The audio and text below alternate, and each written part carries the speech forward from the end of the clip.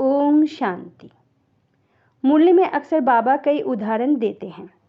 Spark द्वारा संकलित मुरली में आने वाली कहावतें और कहानियाँ पुस्तक में ऐसे ही कई उदाहरण के बारे में कहा गया है।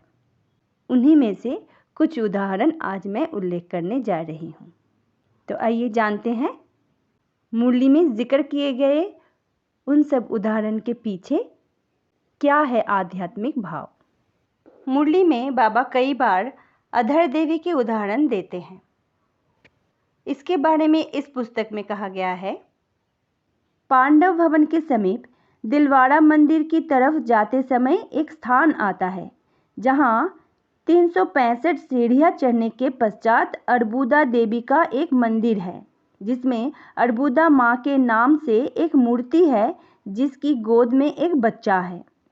इसी को अधर कुमारी के रूप में पूजा जाता है।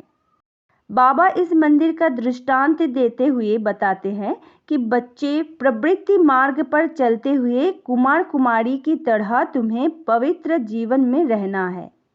प्रवृत्ति में रहते हुए जो पवित्र बने हैं उनकी पूजा भक्ति में अधर कुमार कुमारी के रूप में होती है।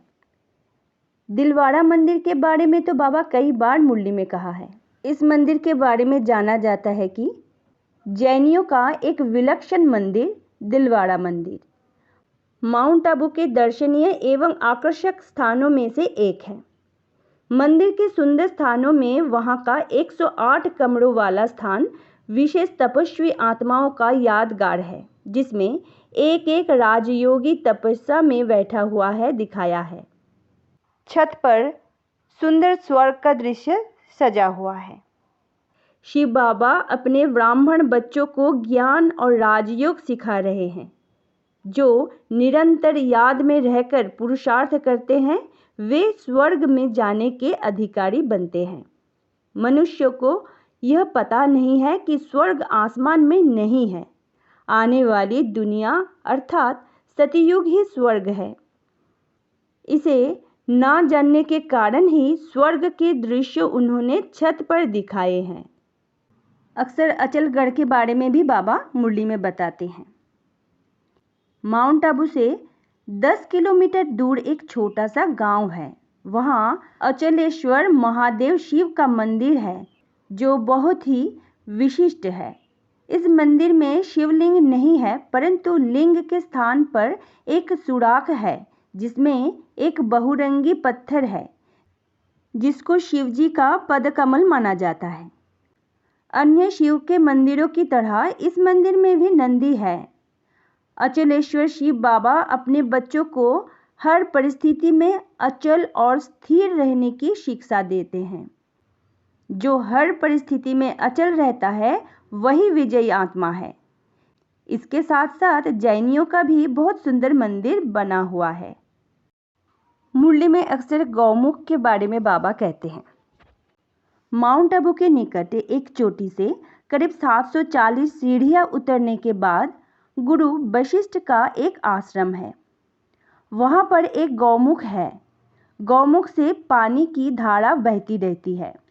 लोग उस जल को गंगा जल मानते हैं। मान्यता है कि उस जल को पीने से सारे पाप धुल जाते हैं।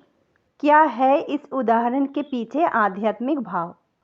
यहाँ बाबा कहना चाहता है कि गौमुख ब्रह्मा बाबा का प्रतीक है।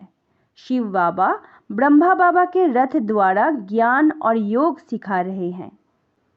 शिव बाबा का दिया हुआ ज्ञान जो ब्रह्मा बाबा के मुख कमल से निकल रहा है वह ज्ञान गंगा सबका पाप धो देता है, और जो आत्मा इस ज्ञान गंगा का सेवन करती है वह पवित्र बन जाती है। कामधेनु के बारे में भी बाबा मुरली में कई बार कहते हैं। हिंदू पुराणों में कामधेनु नामक दिव्य गाय का बहुत गायन है। कहते हैं यह गाय सर्व की मनोकामनाएं पूर्ण करने वाली है। समुद्र मंथन में प्राप्त संपदा में से कामधेनु एक है। कपिल मुनि के पास यह गाय थी। शिव बाबा ने मम्मा को कामधेनु की उपाधि दी है। मम्मा सर्व की श्रेष्ठ आशाएं पूर्ण करती थी। शिव बाबा सब ब्राह्मण बच्चों को भी मम्मा बाबा समान सर्वों की इच्छाएं पूर्ण कर सर्वों को संतुष्ट करने की प्रेरणा देते हैं। जिसकी अपनी सर्व कामनाएं पूरी होगी वही औरों की कामनाएं पूरी कर सकेंगे। प्राप्ति स्वरूप बनने से औरों को प्राप्ति करा सकते हैं। उसके लिए शिव बाबा अपने बच्चों को कहते हैं कि सदैव अपने को दाता अथवा महादानी समझो। दक्ष प्रजापति के बारे में भी बाबा कई बार मुरली में कहे हैं, तो जानते हैं इसके पीछे का आध्यात्मिक भाव क्या है। कहा जाता है कि ब्रह्मा की उंगली से दक्ष प्रजापति का जन्म हुआ और कहते हैं कि सारी मानव जाति उन्हीं की संतान है। यह भी मान्यता है कि प्रयाग क्षेत्र में विश्व कल्याण के लिए उन्होंने ब्रह्म यज्ञ रचा। वास्तव में किसी मनुष्य द्वारा रचे हुए यज्ञ से विश्व का कल्याण नहीं हो सकता, बल्कि विश्व का कल्याण सिर्फ शिव बाबा द्वारा रचे गए रुद्र ज्ञान यज्ञ से ही होता है। प्रजापिता भी जो आदि देव है और शिव बाबा के रथ है, उन्हीं को कहा जा सकता है। आज इतना ही, बाकी कई उदाहरण हम आगे जानेंगे। सब बहुत अच्छे रहे, खुश रहे और स्वस्थ रहे, इसी शुभकामना के साथ विदा लेते हैं। ओम शांति।